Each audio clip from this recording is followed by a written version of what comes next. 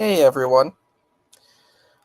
We are going to keep trying to get through this book. It's a little tricky. Um, we are going to do a little bit of another segment now, and we are on page 25. And basically, we're learning a little bit more about Jibril Farishta. Uh, that he's had a lot of that in the beginning of his life. He was very kind of by himself, and then when he became famous by playing, South Asian deities, he got a lot of attention from the ladies, and kind of went really extreme with that. So, uh, yes, so we're gonna continue. Even before he replaced false head with fake tail, he had become irresistibly attractive to women. The seductions of his fame grown so great that several of these young ladies asked him if he would keep the Ganesh mask on. Sorry.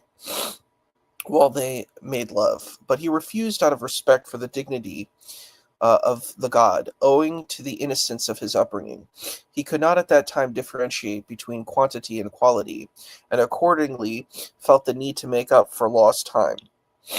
He had so many sexual partners that it was not uncommon for him to forget their names, even before they had left his room.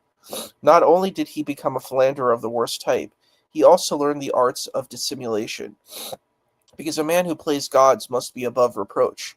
So skillfully did he conceal his life of scandal and debauch that his old patron, Baba Sahib Batre, lying on his deathbed, a decade after he sent a young Dabawala out into the world of illusion, black money, and lust, begged him to get married to prove he was a man. "God's sake, mister," the Baba Sahib pleaded, "when I told you back then to go and be a homo, I never thought you would take me seriously. There is a limit to respecting one's elders. After all," Jibril threw up his hands and swore that he was no such disgraceful thing, and that when the right girl came along, he would of course undergo nuptials with a will. "What are you waiting? What are you waiting? Some goddess from heaven? Greta Garbo? Grace Kali?" Golly. There was a famous, this is dated, there was a famous actress named Grace Kelly. Oh boy. She married into royalty and stuff. She passed away quite young, actually. "Grace Kelly? Who?" cried the old man, coughing blood. But Jibril left him with the enigma of a smile that allowed him to die without having his mind set at rest. The avalanche of sex which Jibril Farishta was trapped managed to bury his greatest talent so deep that it might easily have been lost forever. His talent, that is, for loving genuinely, deeply, and without holding back. The rare and delicate gift which he had never been able to employ. By the time of his illness, he had all but forgotten the anguish he used to experience, owing it to his longing for love, which had twisted and turned him like a sorcerer's knife. Now, at the end of each gymnastic night, he slept easily and long, as if he had never been plagued by dream women, as if he had never hoped to lose his heart. "Your trouble," Reka Merchant told him, when she materialized out of the clouds. Is everybody always forgave you? God knows why. You always got let off. You got away with murder. Nobody ever held you responsible for what you did." He couldn't argue.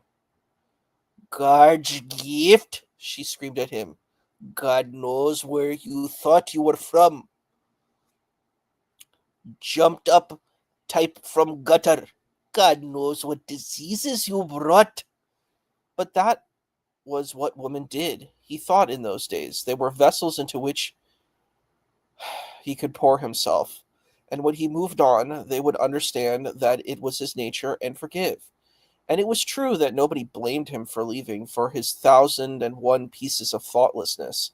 How many abortions, Reka demanded in the cloud hole? How many broken hearts? In all those years, he was the beneficiary of the infinite generosity of women, but he was its victim too. because their forgiveness made possible the deepest and sweetest corruption of all, namely the idea that he was doing nothing wrong.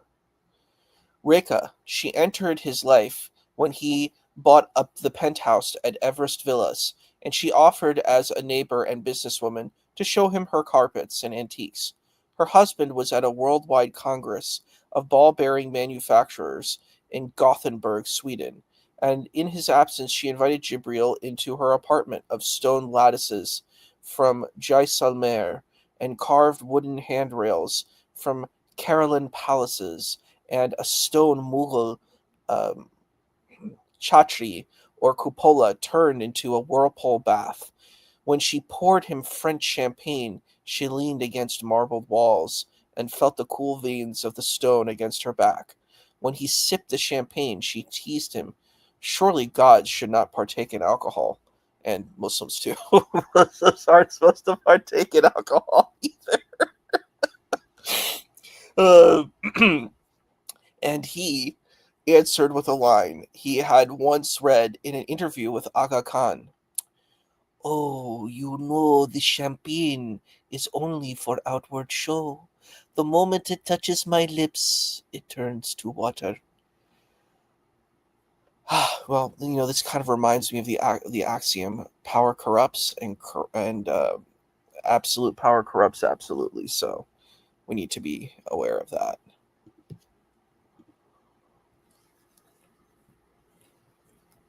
All right.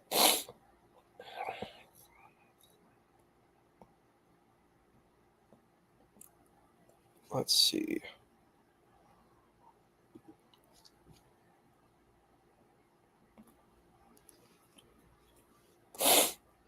Um.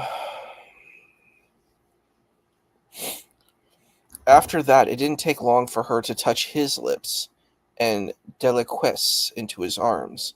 By the time her children returned from school with the ayah, she was immaculately dressed and coiffed, and sat with him in the drawing room, revealing the secrets of the carpet business, confessing that art silk stood for artificial, not artistic, telling him not to be fooled by her brochure in which a rug was seductively described as made of wool plucked from the throats of baby lambs, which means you see only low-grade wool advertising.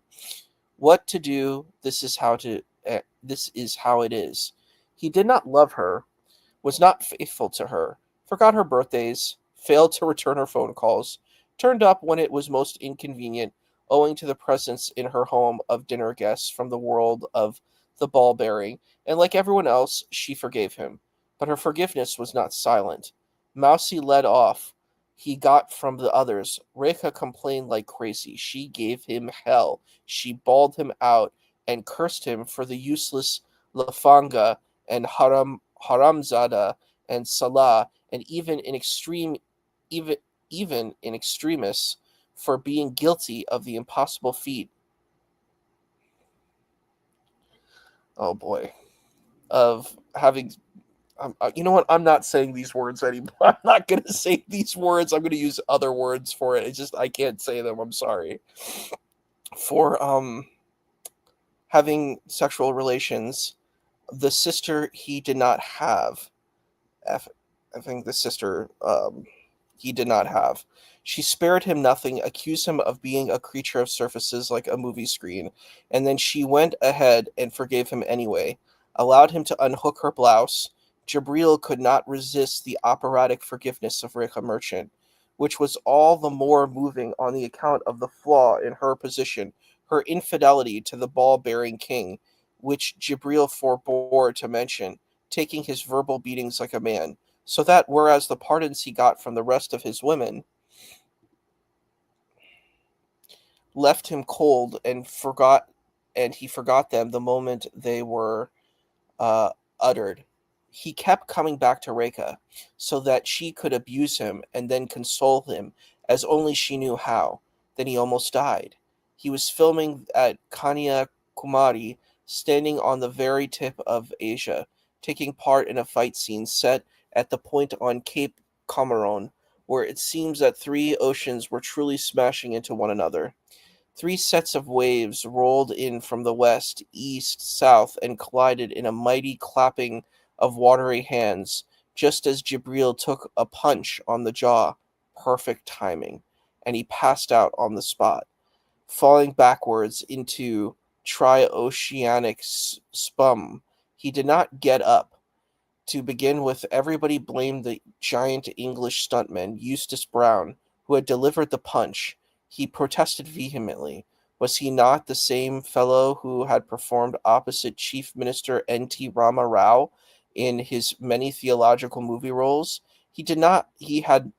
Had he not perfected the art of making the old man look good in combat without hurting him? Had he ever complained that NTR never pulled his punches, so that he, Eustace, invariably ended up black and blue, having been beaten stupid by a little old guy whom he could have eaten for breakfast on toast? Had he not ever had he ever even once lost his temper? Well then, he could how could anyone think he would hurt the immortal Jibril? They fired him anyway, and the police put him in the lockup just in case. But it was not the punch that had flattened Jibril. After the star had been flown into Bombay's Breach Candy Hospital in the Air Force jet made available for the purpose, after exhaustive tests had come up with the almost nothing, and while he lay unconscious dying with a blood count that had fallen from his normal 15 to a murderous 4.2, a hospital spokeswoman faced the national press on Breach Candy's wide white steps. "It is a freak mystery," he gave out. "Call it, if you please, an act of God." Jibril Farishta had begun to hemorrhage all over his insides for no apparent reason, and was quite simply bleeding to death inside his skin. And the worst moment, the blood began to seep out through his rectum and his penis, and it seemed that at any moment it might burst torrently through his nose and ears and out of the corners of his eyes. For 7 days he bled and received transfusions and every clotting agent known to medical science, including the concentrated form of rat poison, and although the treatment resulted in a marginal improvement, the doctors gave him up for lost.